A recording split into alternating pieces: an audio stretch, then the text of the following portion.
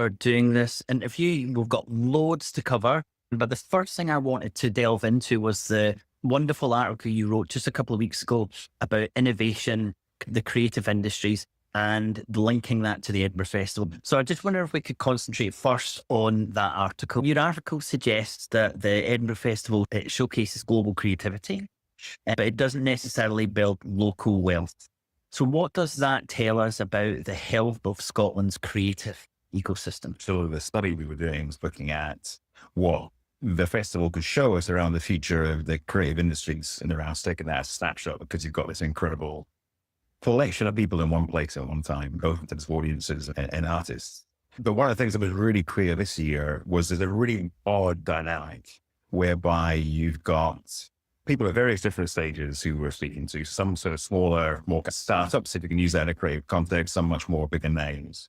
But they were traveling over from Australia to come to Edinburgh in August. There were people leaving LA, which you might think of as the kind of capital of the kind of a certain part of media culture, at least, to come to Edinburgh. So there's clearly something that was culturally important, but also economically important. And what was really striking was lots of the companies who we were speaking to from Scotland felt a disadvantage to some of others coming in, which is an odd dynamic that's there. And also a kind of real sense that even international visitors, so companies coming from abroad, were themselves conscious about this kind of gap around the fact that they weren't really experiencing large amounts of Scottish work, or they weren't really being engaged in Scottish opportunities so much when they came. So it was a kind of an interesting dynamic that's there. And I think one of the straightforward things that's surprising about that, and very surprising to the rest of the world around the way the Scottish economy works, is that there's actually nobody who's really accountable for that. So it's really odd. And it's even in an odd place in the kind of policy landscape in Scotland. But I don't think it's always good to do the comparison of like creative things and sport things. But it is odd in the sense of if we were to, whenever Scotland runs a major sporting event, there's some sense of what the legacy might be of the wider impact of that is. And there's reports that are submitted, and there's people whose job it is to ensure that is to some degree level delivered, and afterwards you can have a debate around that. But the Edinburgh Festivals happen every year, and there's some sort of economic impact that's shared at various different times, but there's nobody who you can point to right now who's looking at the next Edinburgh Festivals and thinking, how can that have the biggest impact for the creative economy here, for artists here, for any of that isn't a thing that exists. And I think that speaks to a problem that seems really odd, which is you also have this odd dynamic whereby you have this huge burst of activity around culture in August in the same city. It's an explosion, isn't it? Well, Very much. yeah. As I say, that's not completely, where culture's completely embedded throughout the year. There's just this explosion of this kind of smaller ecosystem of culture, of gigs, of venues, of concerts, of festivals. But there's this massive explosion. It's this massive explosion of spaces that are used as venues that even then has this doubly weird thing, which through the rest of the year, there's actually a perception that there's a lack of venues in the city of Edinburgh. So there's something very kind of peculiar in that kind of setup. So I guess and I think also if you kind of compare us to other countries around the world, it's interesting in terms of one of the other dynamics that's around Edinburgh in August is creative people around the world is very interested in it. People come here from all over the world, but it's treated almost as an accident. So even if you compare us to Portugal, so one of the people we spoke as part of the research works on more the kind of startup, classic kind of commercial startup ecosystem in Portugal. So for instance, in Portugal, they spend 10 million euros every year to bring Web Summit. It was originally in Dublin across there. And they measure and track that to go with an ecosystem that's around that. Who spends that money? Do you know? It's just kind of through different agencies, but it's central government. And it's the ministers that turn up all the day. Portuguese. It's a very direct play around the million, but then it's very, and that's the Web Summit model in other countries around the world. And also in terms of they've kind of bought in to bring a big event there to drive that as a way of driving their kind of startup ecosystem. But I guess what's really striking therefore is that you've got this massive thing, which is clearly a massive opportunity, but seems really under-harnessed by, to some extent, you can say it's under-harnessed by creatives and creative companies in Scotland. But you can see there's a bunch of reasons why that must be happening. It just seems really odd. But also, like, if we were to set it up again, it would never happen. In terms of if you were to bid for this festival somewhere else in the world, we would set it up entirely differently. We'd run it entirely differently. We don't currently. And I think also this comes at a particular moment when it's quite a tough time for the creative economy in Scotland or in the world. So it even seems like just a really odd behaviour on the part of whether it's the Scottish government, whether it's Scotland PLC. It's really odd that you have the biggest art festival in the world happening in your country, and yet it's not a big part of anybody's plans. Yeah. Okay. So digging into that then. So what does that say about the creative ecosystem? If we have this massive event and it arrives and hundreds of thousands of people arrive and performers and everything in this massive showcase, but we're not able to take advantage of that, what does it say about the ecosystem that we've got at the moment? I'm actually interested in some way to find that language kind of part of the issue to some degree, which I can say everyone talks in this term, but it's almost like everyone talks in very vague terms around the creative ecosystem, innovation more broadly, and I'm not sure we actually know what we're talking about. And therefore, as in, we don't really define it. But I think it's really interesting, that whole thing, which is the kind of quite often innovation in a commercial sense, you're looking for some of the assumptions people are making and thinking, actually, would you have to make those assumptions? So those forever assumptions. And I think it's just a really interesting thing right now where we talk about creative ecosystem, but actually, are people really clear on the mechanism by which a thing like Edinburgh Festivals turns into economic growth, activity, new company? Do we actually understand and are we able to talk through those mechanics? And so I think there's something, I think what it shows is that we don't really have a model of innovation in the creative scene. We don't really, I think, understand what we mean by the kind of growing the innovation economy of Scotland. They don't think we really understand what that means in mechanical terms. And as a result of that, there's lots of activity going on, but we don't have any of the mechanics in place to actually grow anything, if you want to use that word, or build anything. That sounds kind of deeply embedded, doesn't it? That if you're saying there's a lack of general awareness about how you take something like the festival and use it to build an ecosystem, that sounds like a really big challenge for us to start to try and break that down. Again, in the article, you say that Scotland operates as a stage 4 ecosystem, assembling rather than invent. I'd like you just to very briefly, if you can, just give us those 4 stages. Yeah, and what you mean by that. And then relate that to, what does that mean?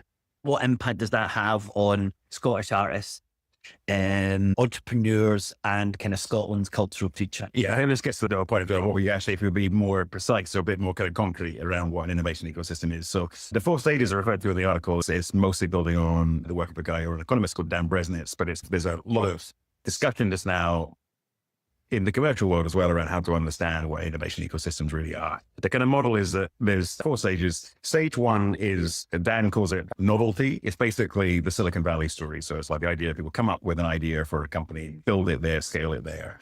You're the place that keeps on developing these new things. And this, I think, is where Scotland's quite often presumes that this is what they would build. So Silicon Glen, that kind of legacy of that kind of thinking is quite wrapped up there.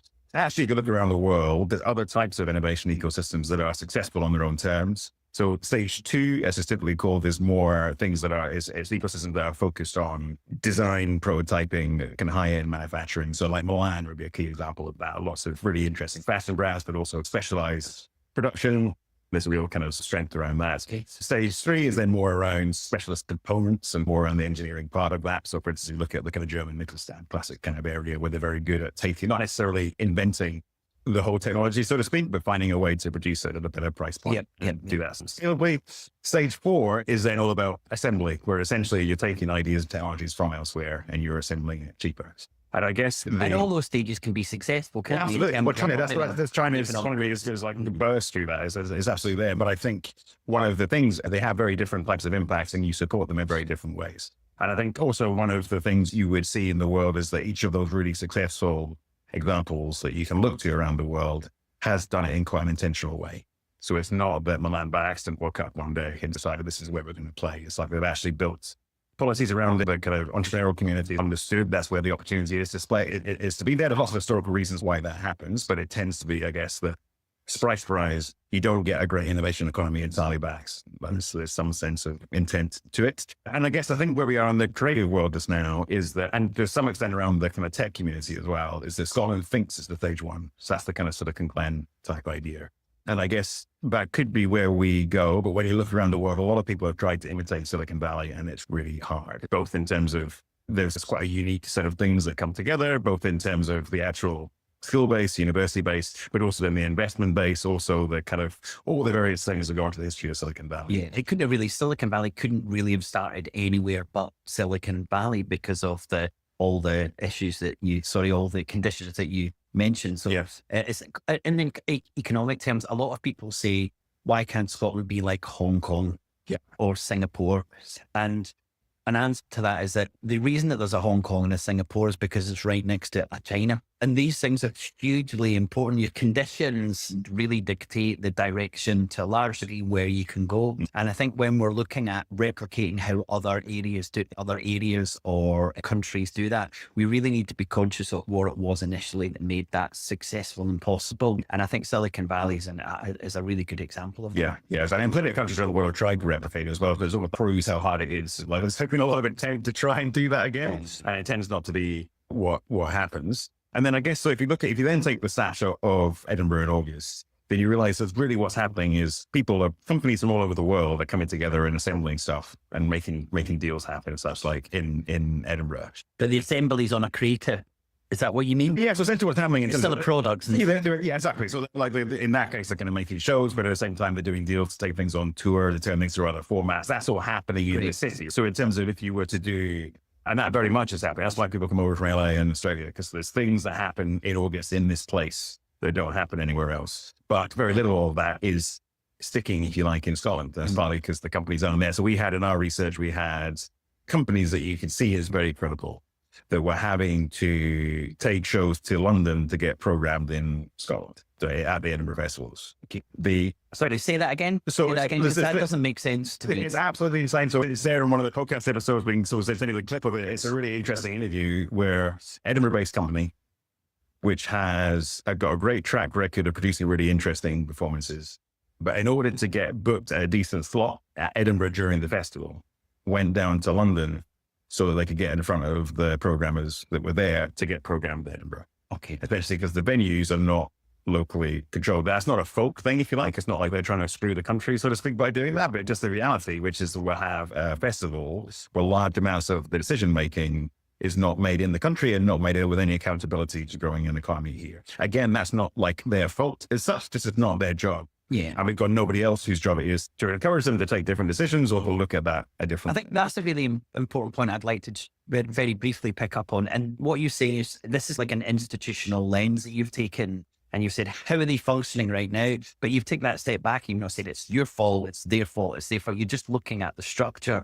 through an institutional lens to see where we are at the moment. Absolutely. And you see that again, repeated and repeated. So that's in terms of, that's the story of the individual company. If you go to the Fringe Festival, until a couple of years ago, you were using an app that was made in Glasgow. You're now using an app that's licensed from an Australian company.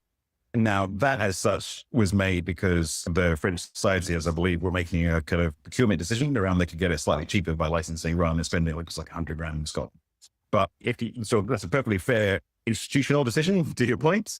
But from an economic standpoint, a crazy thing that you'd be having this festival and more of the money is going outside the country. In the film festival, there's lots of issues this year around, again, how many of the program decisions are being made outside. So from that kind of standpoint is all of the institutions are kind of doing their job fine, right? If you're the film festival, your job is to organize a good film festival people like, right? If you're the Fringe Society to get an app that works, you might well go for the cheapest one. But because there's nobody in the system who's looking at this as from a frame or trying to generate economic impact, then funnily enough, it doesn't get presented. And I think it has to be a priority for anyone to notice that's something they should be doing. And even on the basic level, for it to be tracked on that level, for people to think about, to talk about some of these choices and think about whether that's a sensible choice to make. It sounds like we're both kind of letting everyone off, right? By saying this is just the way it is, okay? And I think we're in agreement that's certainly part of it. But could we speak specifically about the lack of something that you identified in the article? And this is a Scotland house at the festival. Can you explain what that concept of a house is, or a Scottish house, and then just talk to maybe why we don't have that and what impact that has? So it's a similar thing. So if you go through the interviews, people that are coming from Australia, for instance, have support from it. It turns into a public facing thing in Australia as House of Oz. So a physical place you can go and you can see the House of Oz. Yeah, I see it being promoted. Korea, various different countries around the world have national programs where the funding has gone in to help companies get over, to promote them, and ensure that they have a successful time during those 4 weeks. Now, there are some teams on a limited level, but when you come, one of the things that's really striking to international visitors is that as a visitor, you go to the different venues and you physically see House of Oz. It's very like impressive, right? It's got a big system. If you're a journalist, you're getting lots of material from the House of Oz promotion team.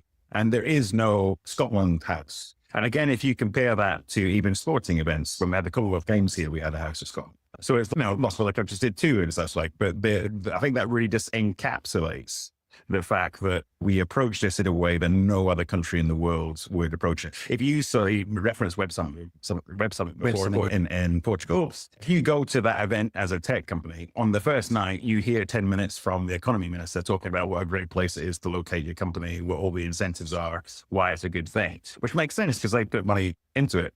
And as you're standing there with your glass of champagne, how long it is, but it's like that's what it's for. Taking some money they've paid for this thing, you get a lot of people internationally, and then you go, okay, so I know this is about you come here and do this, but also there's lots of then ways in which they showcase Portuguese companies to the world, and that kind of makes sense. And that seems very obvious. I would imagine anyone who's watching or listening would see exactly the same thing. That seems like a very logical thing to do. Yeah, and I think also one of the things that's interesting as well, and we're looking at this from a sort of innovation standpoint as well, is it's even yourselves, we can get caught in the different language of it because there is no Scotland House.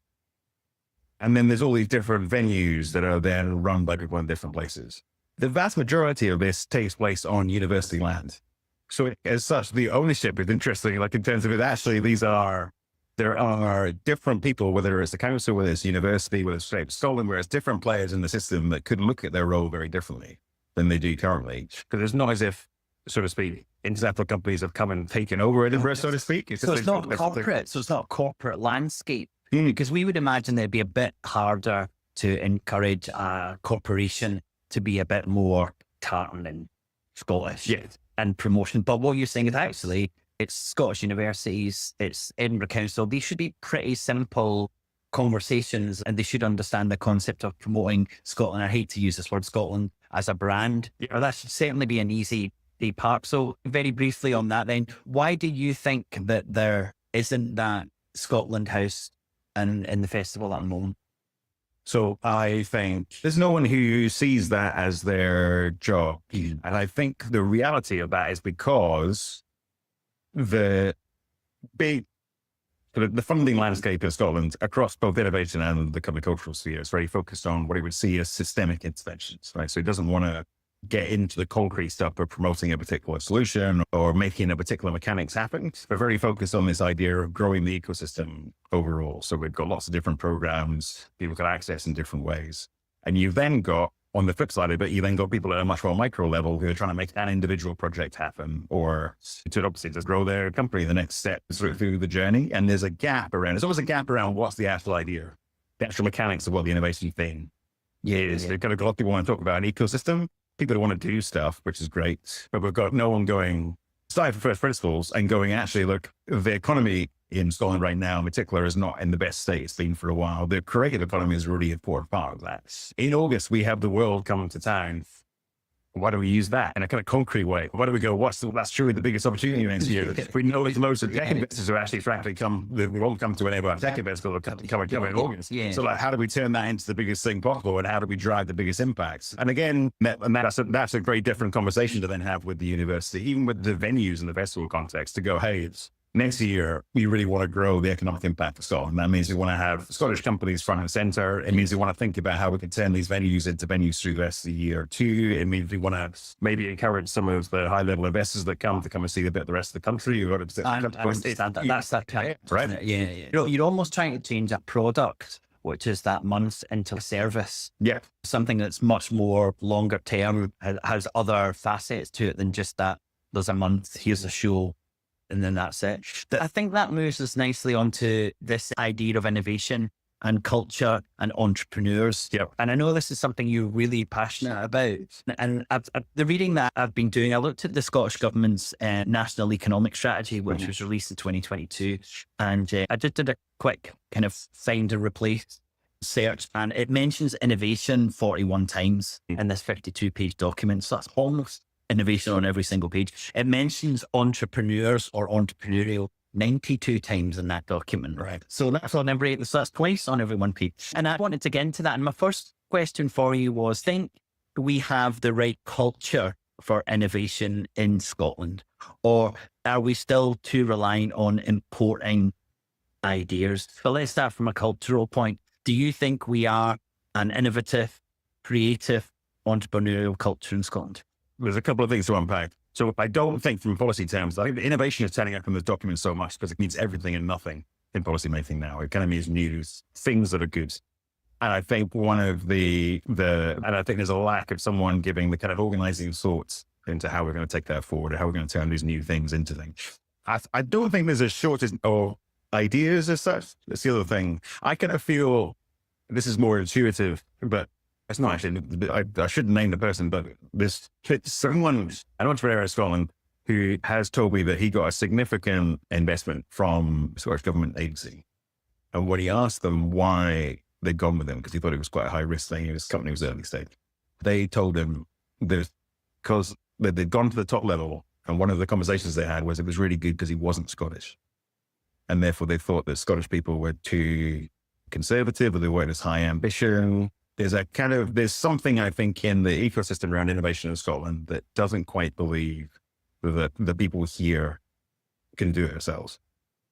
Or is a cultural thing that's quite deep. And I think that's the thing that sits behind this reason why you've got all these different agencies, but no one actually knows the mechanics for how we blow this thing up. That's why I think that doesn't even speak to you in the festivals, whether it's in the Scotland House a little bit, which is like people just aren't excited enough to go, what about if we just got the most inclined people that are here, gave them a massive stage? And I think that would turn into something. I don't know we do that in the same way that even the Estonians have done in recent years. Yeah. And again, there's a weird thing, because there's a weird thing of like lack of confidence alongside bits of arrogance. Because also I have also had conversations with policymakers in Scotland around innovation. And I remember this was a few years ago, but I remember I was drawing up some interesting examples of countries around the world that have taken this approach to make a step change in innovation. And one of the ones I called out was Estonia. Which is a bit smaller than Scotland, certainly in terms of population. I guess 3.5 million or something like that. Is it Estonia? Yeah. And obviously size, it's what, the size of the Central Belt, maybe at most. It's a tiny country. And had very little going for it in some level, but it's really activated in different ways. But I was told in that interview that was not a serious country to look at. Okay. And since that time, I think they've had 8 unicorns now, 2 of which came from the public sector. So, but also that, again, what they've been really good at is doing. Could you just explain what a unicorn is? Sorry. Especially people in Scotland are like, I know what a unicorn is. It's our national. Yeah, exactly. No, so it's a $1 billion company essentially. So it's very big. That's a big success story that way. But I think but again, if you look at lots of countries around the world, it's quite mechanical things that they've done to really take their kind of innovation system forward. Whereas I think we've got into a very confused conversation in Scotland where we talk about ecosystems and interventions in that way. We create lots of institutions around those kind of ecosystem development, but we can't get into the concrete bit of going, actually, what is likely to be the future in this town. I don't mean that people have to suddenly back one company, but just to go, actually, how can we, I think it's a kind of interesting thing.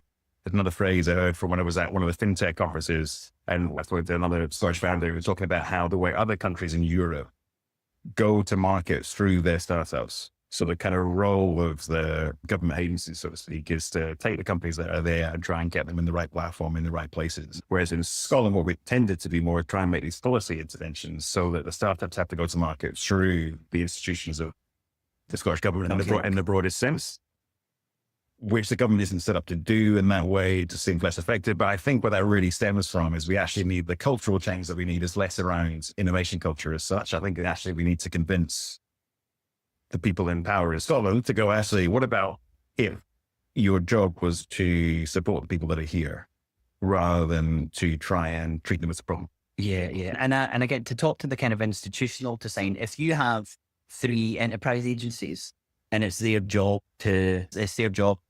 from a policy perspective to take companies and to showcase them abroad or provide some funding for them to do that, then that's how the system's designed. But if you have an enterprise agency that says, that's not our job, we'll give you some funding, we'll give you some support for you to go off and do that yourself. These are 2 very different approaches, and it is down to the kind of institutional setup. We used innovation as a inherently positive phrase, and a heterodox approach to innovation would say, and also I think a kind of anthropological approach would say, actually, innovation is as bad as it is good. And when we look in like a general term, everybody just thinks innovation is great. And if you look at financial services, for example, the innovation that was in the financial services in the early 2000s led to mortgage-backed securities and the collapse of the financial system. The innovation that allowed fossil fuels to be able to power cars has led to an ecological crisis. And we may be in a position with AI. So do you think that when we talk about innovation, we're not challenging enough? And it's one of those things we just assume is positive and that we should be saying to our government, help us be more innovative? Because the alternative to that is things like help our economy become much more sustainable or much more resilient or focus on well-being. How do you see that? Innovation is not like an inherent good. You can create new things that are good, new things that are bad. What I would say though is that I think actually the desire to make new things is a kind of pretty fundamental human thing.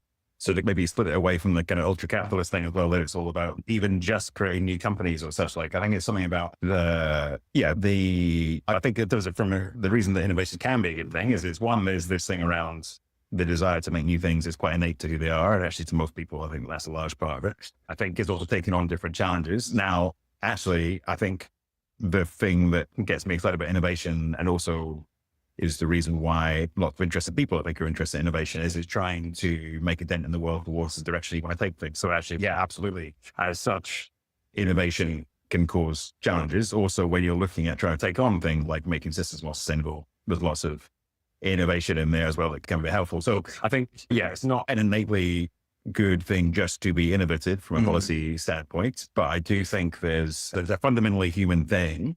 And I think also in terms of, for most of us, is the best form of activism you can have is to try and design a thing in a different way or create at least for the people that get involved in it, creating a company can be a way of making a different way of life possible for people. What we need to see is innovation for a purpose. Yeah. And I think that's the stage that we often miss. And it's the same with economic growth for a purpose. And I think if we just talk about, we need to innovate, that's not enough. You need to innovate in what way and for what purpose. Yeah. My one thought on that as well, is, maybe to your point around institutions, is that there's almost this saying, you've got to think about the principle of obliquity. So like sometimes there's a thing that goes on just now where because governments want things to be more innovative and to have a sort of faster growing economy, they give everything the purpose of driving innovation and trying to make things. So for instance, I think there's a real confusion just now around how we see the role of universities. Yeah. So for instance, actually, in order to grow the innovation economy of Scotland in most spheres, it would be a good thing for our universities to make people really great at certain levels of knowledge, whether that is in the distilling industry or whether that be in the creative sphere, right? So their role is, I can see there's a way to build those institutions to be absolutely spectacular at that thing. Yep. That's actually a very different thing from then running spin-outs. Which then has been come from. And to some extent, I'm not sure those things sit together very well. So there's a danger sometimes, I think, that we try and make every institution support the innovation economy, not by doing the thing they should be doing, but by doing this other thing. We're trying to give everything a purpose. And that comes back to this belief that we need to make money. Do you have seen any kind of change over the period that you've been working in the sector? Do you think there is more of a focus on a return on investment rather than, hey, creating something which makes a difference? Things that I don't think is always well understood by people who aren't as close to what you call the innovation system or startups and things, is that very large parts of our economy now are driven by companies that don't know how to return a profit. And I don't think people talk about that essentially. And even in terms of, the government's still going into companies, most of the big tech players and most of the even fast growing companies around AI just now aren't profit making in the way that lots of people think they are as such, because they're all premised on the basis that the shareholder value is going to increase over time, but they're going to be hemorrhaging money for long lost time. And I think therefore there's just a peculiar moment in terms of how we think about tech in particular and the economy of it. I think actually a lot of companies and lots of founders of companies think that the thing they're building is going to be really positive for the world in different instances. I think that probably is the case. It isn't always the case in reality, and I would argue. But I just think the economy has changed in ways that are worth talking about, because a lot of these tech companies, look at them, they're more like the East India company than the Art Bell Labs. Yeah, They're empire building. absolutely. And also, even in terms of some of the critique of them, sometimes I think misunderstands it, because I've seen there's lots of talk recently about tech feudalism. Yep. Which almost suggests that those are creating estates. Whereas most of the companies you're pointing to there have massive roles by the state in them as well. So it's not like they're creating a feudalism separate from the state. It's like they're actually sort of state enterprises to some level. And actually it's interesting. I talk quite a lot to the Chinese tech companies, and they're always accused of being essentially just a process or a ruse for the Chinese state. But they point to lots of American companies and UK companies and would say the same thing, right? In terms of whether it's actual shareholding or whether it's influence, whether it's government contracts that have got them going, or unusual relationships around IP, or like regulation in terms of how the tech regulation works. I just think we need to find a way of talking about that more accurately, because I think sometimes, especially some of the online kind of chat around this, can imagine that this kind of profit motive, in the sense of every transaction that a company is going for, is trying to drive a particular deal. Whereas actually there is especially in Scotland, there's a much bigger part of the tech economy that's actually companies that are generating a profit every year. Okay. Internationally, the much bigger dynamic is you've got companies that are disrupting markets in a way that's because they're only justified through the kind of empire building aspect. And I want to go back to your point about empire building. And I think there's a clear lack of innovation when you look at a company like Uber, for example, and they're not doing anything innovative at all. All they're doing is delivering a service that was delivered before slightly differently, and crucially paying the person that's delivering the service a lot less than they were earning. So is this what you mean by empire building, that Uber comes in, undercuts all of the cab companies, go bankrupt, go out of business, Uber's just taken over that market? Maybe it's not making much money as yet, although it's starting to turn a profit. Time. So that's what I understand by this kind of idea of empire building for companies. Is that you? Yeah, and I think also maybe it's understanding that play. So in terms of in the Uber example, what Uber did globally was it disrupted the taxi services in different cities. And I think one of the things really easy for people to say is that was just the future, because what they were able to do was to enable people outside black cabs to deliver the service, and therefore deliver it cheaper, but still turn a profit. Now, to the point you just made, for what was actually happening there financially, if you talk about it from power, is that black cab companies were going bust for having made less of a loss than Uber made during the period of disruption. So they were going into the city to establish the service. And then now, a decade later, are starting to, now they built the empire, so to speak, you're able to start to turn that into transactions. So I think you have to understand that as a power dynamic rather than just an economic transaction. And I think that's the thing that people maybe misunderstand, even when they just talk about profit motives, is that as such, what Uber was doing there was not the kind of capitalism a lot of people talk about, which is the idea of you spot a way to deliver something cheaper. You're going to drive, you're making a little bit of chunks of money, and there's a sort of capitalist at the end that kind of takes away a bag of cash. This is much more a big strategic play that is interesting in where we are, which is Uber was able to do that in Scotland, but we can't imagine how to do that through public transport, for instance. Yeah. If you were to stand up in Parliament and say, we're going to lose a few billion making buses free for the next 10 years, you'd get laughed out of. Our school, that's absolutely the way it is. Yeah, but Uber can lose a couple of billion doing the same thing. So it's like there's something that I think people are confused on. I think it's good to talk about more openly. Yeah. We've spoken about a lot of the problems, okay? And I'm going to kind of say to you, whose fault is this, okay? That's too general a question. So I'm going to start with two really well-known institutions in Scotland's economic framework. And we've covered the enterprise agencies already. So I'd like to go into a wee bit more detail on that. So the Scottish Government allocates, I think it's this year or maybe even it's next year's budget, 321 million to the three enterprise agencies. In your view, are we getting value for money? Because I guess the thing I would point to, I know there's lots of really powerful work, especially that they do when something goes wrong. When there's a disaster, there's a kind of system that comes into place to try and make that less bad, if you like. What would we hold them accountable for? Because what we are not doing is we're not producing lots of big companies. If you look over the last little while, like how many companies have we really scaled in Scotland's Wood Group? There's not many that have come through in the big scale. There's activity, there's lots going on around the place. But I think when you talk about fault, I just think that there's a fundamental thing, which is I just don't think any of us really know precisely what the enterprise agencies are there to do.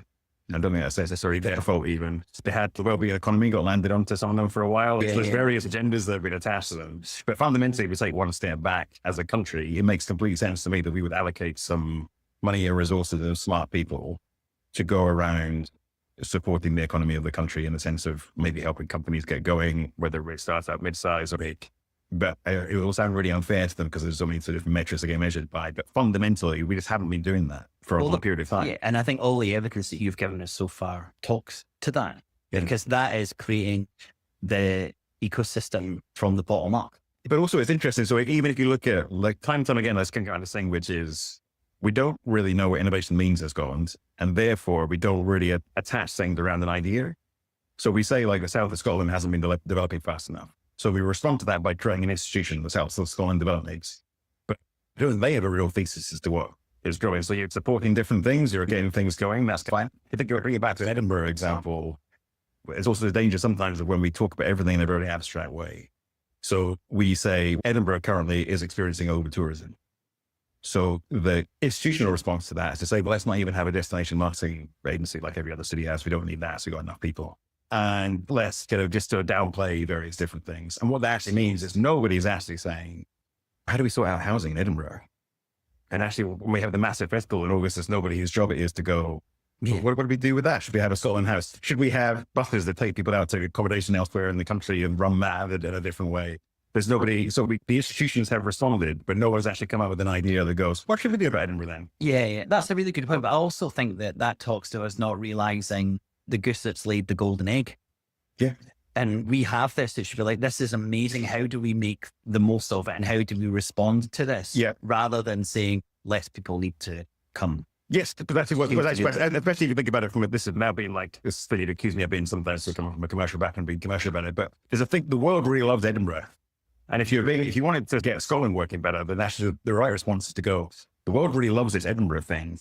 Maybe we can convince them to go other places too, but how do we run that? How do we think about the experience of coming and just really think about it in concrete terms? So rather than saying we can make an intervention to the tourism ecosystem, you go, a lot of people want to come to Edinburgh. More people in Edinburgh can cope with this. Yeah. So how can we start to take them to other places? How can we run Edinburgh differently perhaps? But also let's face into some of what are the real challenges. So Edinburgh has a really real issue with accommodation. But again, there's lots of institutions who cared about it, but nobody's actually doing anything to think about how do we manage that. And again, that talks to separation and the understanding of the roles of institutions, organizations. And I certainly think that one of the main roles for our enterprise agencies, the three of them, is to attract foreign direct investment. I think that they're structured much more externally focused to pull money in rather than supporting companies to sell stuff abroad. Now, I know there's a lot of work that goes on exporters as well within Scottish Enterprise, but I agree with you. I don't think there's enough work that looks at the types of companies we've got and supports them. We often talk about the danger of foreign direct investment in that Scotland lacks currency. The UK government as the currency creator is not spending enough money in Scotland. So we need to get more money to come into Scotland. And a really easy way to do that is to try and attract foreign direct investment. Yeah. And that makes sense. However, you're a commercial person. If you invest £10, what do you hope that you take out? More than £10. And this is the fundamental problem that we've identified from a lot of our work,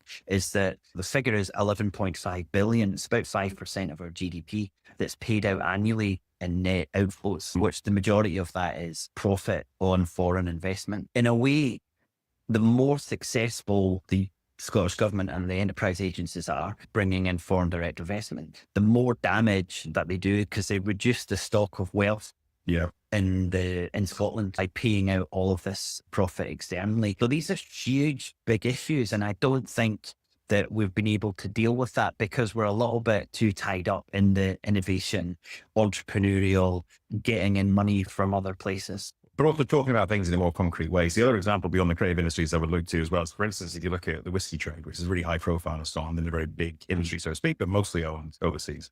You then have, right now, you have this moment where lots of the small distilleries around the country are starting to get to the point of producing whiskey, again, having done gin for a number of years. That's a really interesting economic opportunity. But I don't know who has the responsibility for supporting that or trying to take that into the world. So it's, I think, to your point, in terms of, I can see there's a danger in the kind of this massive agenda over more and more innovation, so to speak, in this kind of broad sense. but we need to get quite concrete around actually where are the opportunities for us to make things that the world wants, whether that be tourism, whiskey, creative industries, and then saying actually how can we accelerate the growth of that by supporting people to do different things they might be able to do themselves, but very much being in that kind of support role rather than in the kind of creating a kind of abstract policy prescription. Yeah. Scotland clearly has a competitive advantage in whiskey. And a competitive advantage is the fact that you're the only country that can do this. So that's where your competitive advantage is.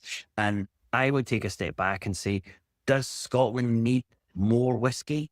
Do we have enough whiskey already? Should we be in a situation where we're thinking about other sectors, maybe more focused on Scotland rather than an export sector like whiskey? I don't think these questions are ever asked. I think there's just the assumption that, hey, let's have more distilleries and try and sell more whiskey. Yeah. Okay. But even within that, then thinking about where are those distilleries owned, just to have that kind of conversation. So in terms of what kind of a sector do we want in these different spaces? Yeah. But and that's pretty open. So again, to the point, which is that should be an open debate thing, and that should be what politics actually is about, rather than these kind of like opaque systems. Yes. But we're not going to touch too much on the power of the Scottish government for taxation and money creation and all of those things. But certainly, if the Scottish government had, so if Scotland was independent, it would be able to do kind of wacky things like charge a percentage on water usage. So you charge a small distillery 2% on water usage, but a large distillery 20% on water. There's ways of structuring this industry to make it much more focused on this idea of community wealth building. But I think I did want to mention that, because you said earlier about Portugal, is that the money for the Web Summit, the Win in Sport, came from not the regional government, although they might have dipped in a little bit. It's a central government. And in the UK, the central government is Westminster. They are the government who create money. If the Scottish government wanted to do this, because let's say you and I are arguing that the Scottish government should spend, let's say 100 million on support for the Edinburgh Festival. That 100 million has to come from somewhere else.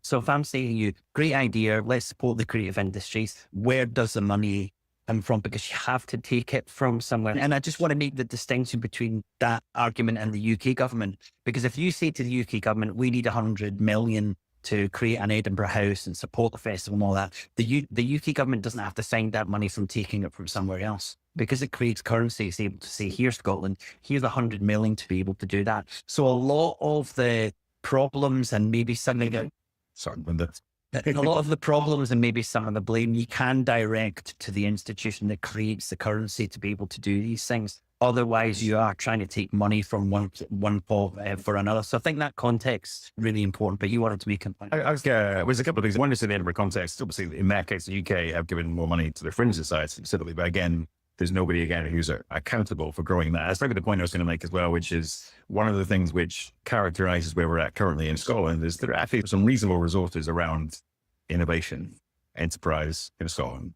But I think there's a real challenge around accountability for those, with not necessarily those individuals involved, but in terms of, you talked about the level of money that's involved in that area within a country like Scotland, which is relatively resource constrained in the context of devolution, so to speak. It's remarkable how low profile the enterprise agencies are. Like, with the world, with the country, like in terms of, we have this kind of, I think there's a lot of people, the idea of growing the economy of Scotland is an important thing to them. They want to talk about this at least. But I think one of the peculiarities that we've got just now is that we have all these big policy announcements. There's actually relatively little accountability for even reviewing the progress of those things, really. I don't think most people know would be able to name a single leader or an enterprise agency. Lots of things that fly high. And certainly there's no point in the year where someone goes, okay, so last year you invested about 300 odd million.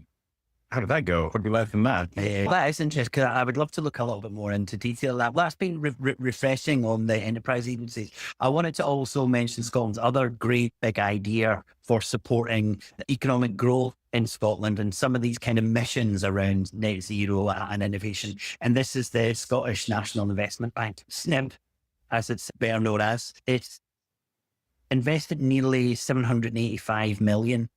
And it's got a mission to foster innovation and growth. But are we seeing real economic impact from that spend?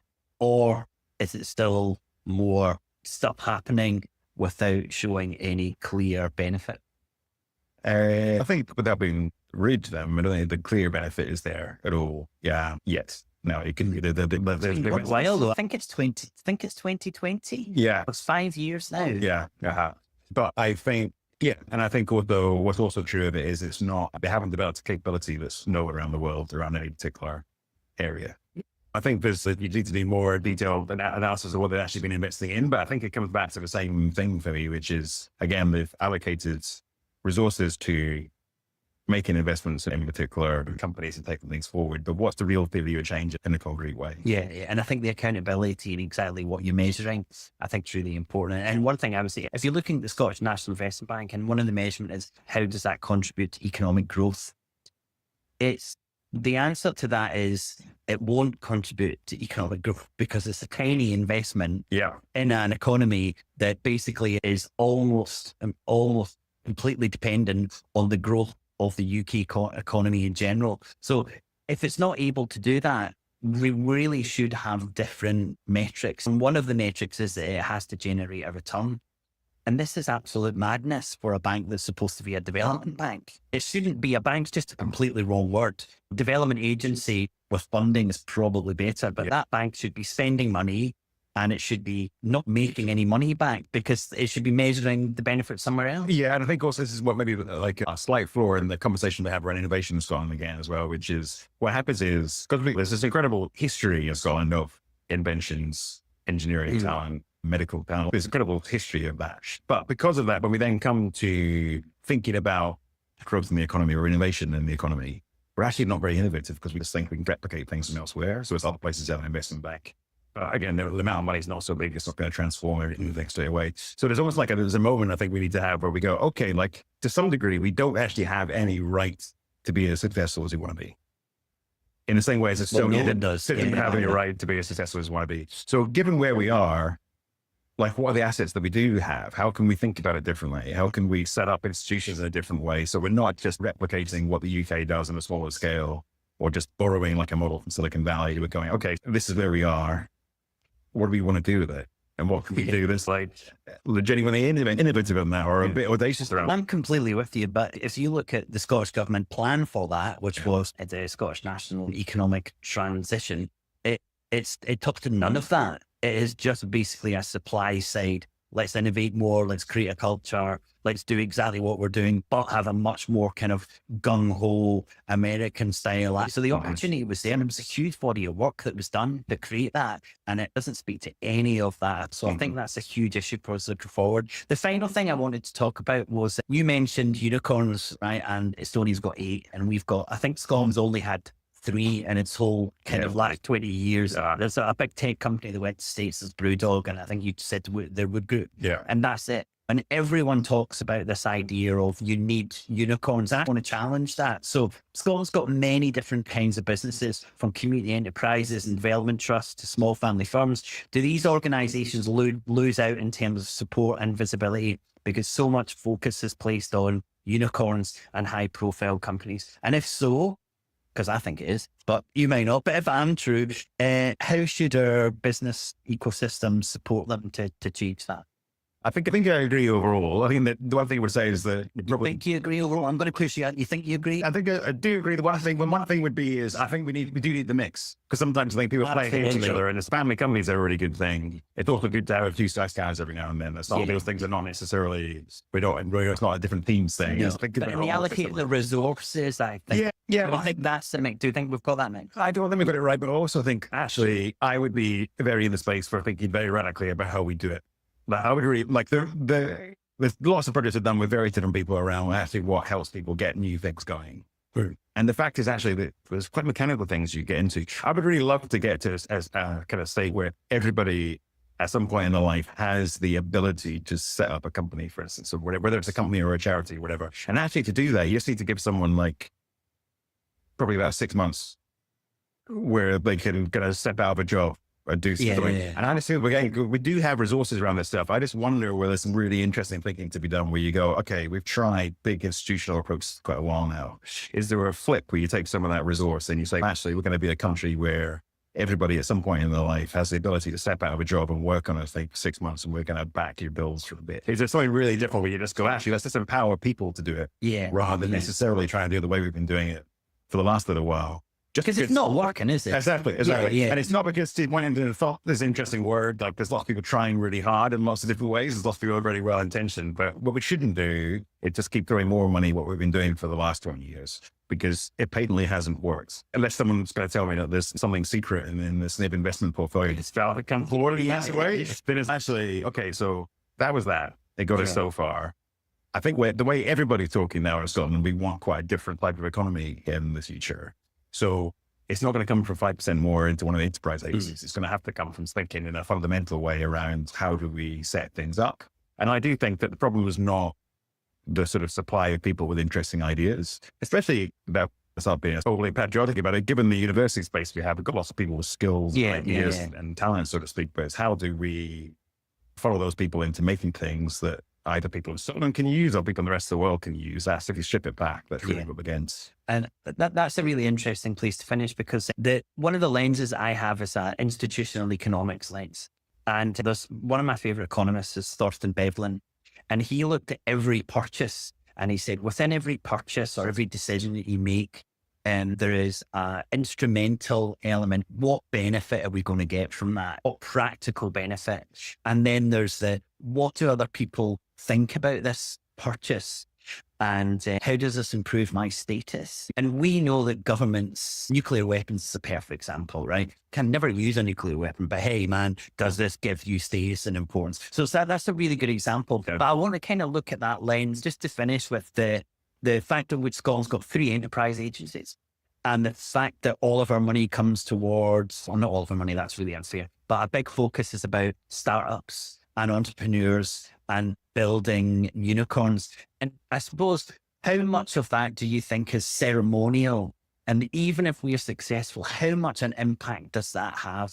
And if we took a very different approach to policy that just got rid of the ceremonial cards and just focused on this institutional, do you think we would have a very different approach to our economy? And finally, I know and I understand that's really difficult for a government to do, and not to step away from that kind of status and we've got 3 enterprise agencies. How many have you got? But I know this is happening. But is that lens useful? And if we took a different approach that you're saying, do you think that would make a fundamental difference to how we've structured our economy and how that leads into our society? So I know there was a lot there. But surely, actually, to bring it back to the conversation at the start around the festival, it's an interesting example of the way institutions work, right? So in terms of, we have the biggest arts festival in the world. Now, in terms of, you then think about agencies that have, as part of their role, growing their creative economy. So you've got the 3 enterprise agencies, the Creative Scotland, most of the councils around the country have some kind of economic lever around that. You've got the national government, Edinburgh Council, did all the different universities. And we don't have a Scotland House. And a UK government as well, of course. And a UK government. Yeah. So it's like, I feel, because nobody's actually, like everyone's to your point, is going through the motions of supporting that economy. And then when it turns up in concrete form, nobody's got the money to put theatre venue and a bar together. They should put it over the top and arrange some meetings. It's like there's something that's gone very wonky in that system. It's everybody's doing their job right, but it's not actually having the impact that anyone wants. Okay. The last thing I'm going to throw at you is an MMT concept, which is the one and kind of at the top level, this idea that exports are bad and imports are good. And I just wondered, imagine you're in a committee right now with lots of Scottish government ministers and a lot of economists, and you just said to them, no, we have to stop focusing on Scotland selling stuff because exports are bad. And we need to kind of create a position where we're importing more, but we're allowing our whole economic infrastructure to start focusing on the things that we do. So let's stop focusing on businesses and supporting them selling stuff. How would that go down? It would go down. It would definitely go down badly. I mean, I think you'd get escorted from the room quite quickly.